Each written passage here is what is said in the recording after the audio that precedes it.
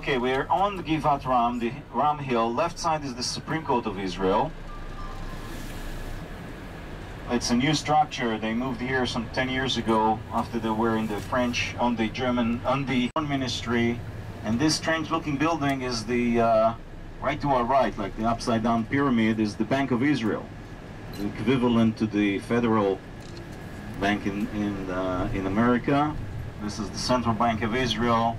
It's, you know, semi-independent from the other branches of government, has the same powers as the authorities as the other Central Bank of Israel. Every Sunday morning, like today, they're having a cabinet meeting of the government here.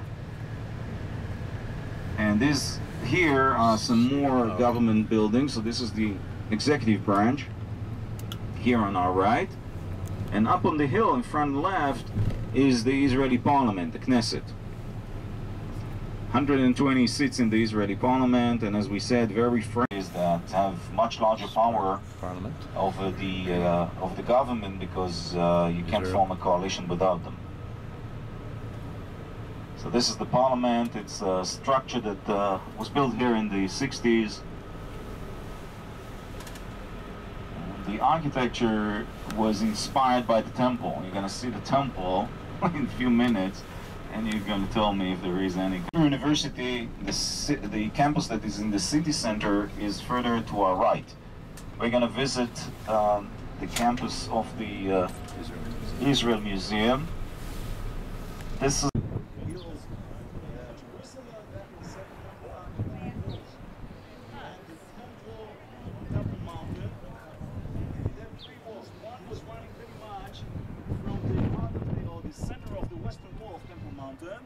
all the way to Jaffa Gate, and this is pretty much the line of the wall at the first temple time. This area of Jerusalem was all part of Jerusalem in the first temple time.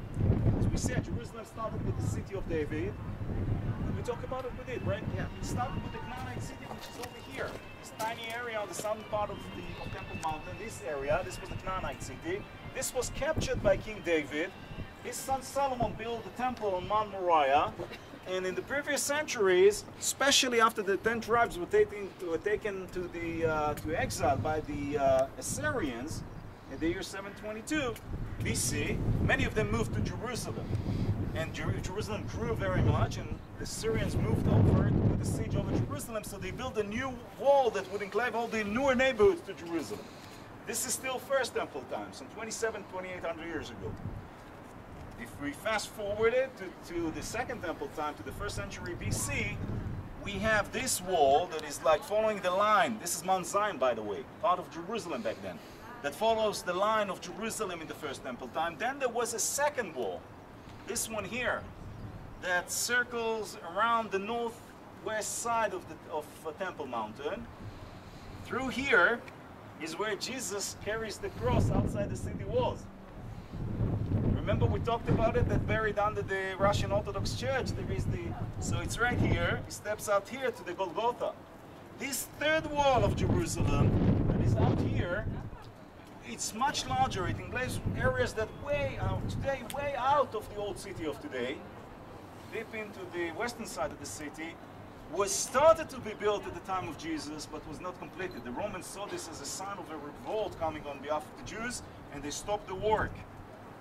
So, at the time of Jesus, this area here was still outside the city walls. This is important because one of the claims against this site being the Golgotha is this is inside the city walls, if we consider the third wall to be part of the city walls in the time of Jesus. But at the time of Jesus, this was not built or completed yet, and therefore this area could still be used as a burial site. This third wall was completed when the Jews prepared for the revolt against the Romans in the year 66. When the revolt started, they completed this wall, and this was one of the statements they made, that, you know, we don't obey anymore, we are moving forward. 4 years later, the Romans captured Jerusalem and completely destroyed the temple. So the city we're looking at right now is the city of the last few decades of the Second Temple time, like mid 1st century BC. We are coming.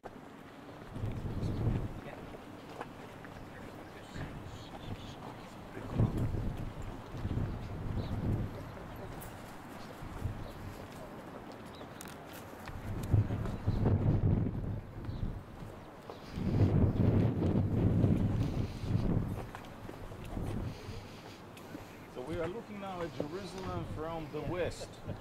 This gate to the city right in front of us is approximately where the Jaffa gate is of today.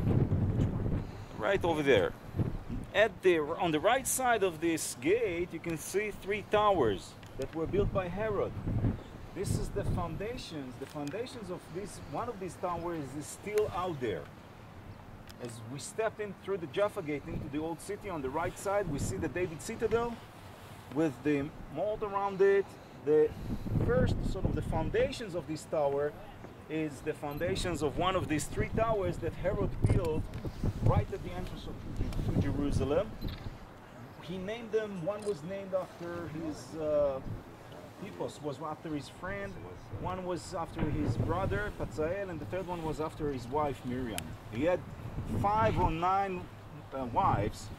This guy depends, you know, whose record you follow. Miriam was very important one. She was the Jewish wife. She was of the Maccabean. Yeah, she's well. This is not the sister of Moses. No, she's one of the last Maccabean dynasty kings. You know that during the 2nd century, the mid-2nd century, the Jews rebel. The Romans are not here yet. They would arrive in the mid-1st century.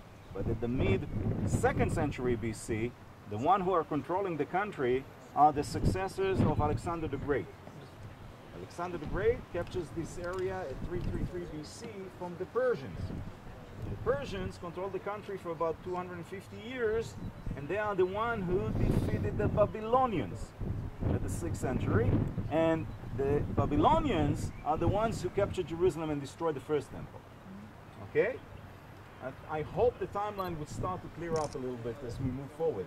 But in the mid-2nd century BC, the successors of Alexander the Great are controlling the country. They divided the area between themselves. There is an empire centered in Damascus and another empire centered in Egypt, and the land of Israel is in between.